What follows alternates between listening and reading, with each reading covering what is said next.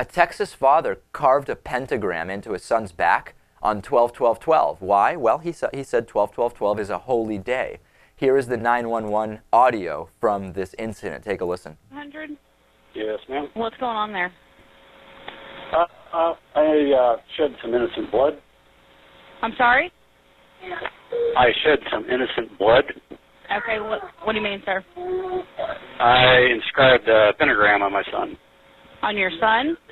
Yes, ma'am. Okay, why did you do that? Because it's a holy day. Anyway, might want to... Yeah, bye.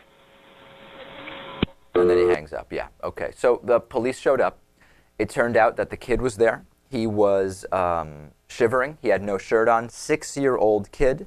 Police, of course, arrested Brent Troy Bartel, 39 years old. There is no question about whether he did this. He is admitting to it. He is in jail on a $500,000 bond. The child was reportedly stable. So it's incredible to me because individually we have a ton of these things, right? We've talked about them. At this point, we're kind of desensitized to this lunacy in with the excuse of faith, holiness, or religion. That's not a big deal. Right. Sadly. My question is this. Believing that a holy day, most people would agree this individual is mentally ill, right? Believing a holy day means you carve a pentagram on your son, wide agreement that that's mental illness. But believing that gay people should be hated because a book tells you so, that's not mental illness? I really don't get it. I feel like there's a biblical double standard, so to speak. Well, you could argue that, but if that's what you are told from the second you're born, would you call it mental illness then? If you don't even know anything else, if there is nothing else, if that's your world and that's Right. all you know, You have no frame of reference. How can you call that mental illness? What do you think, Natan?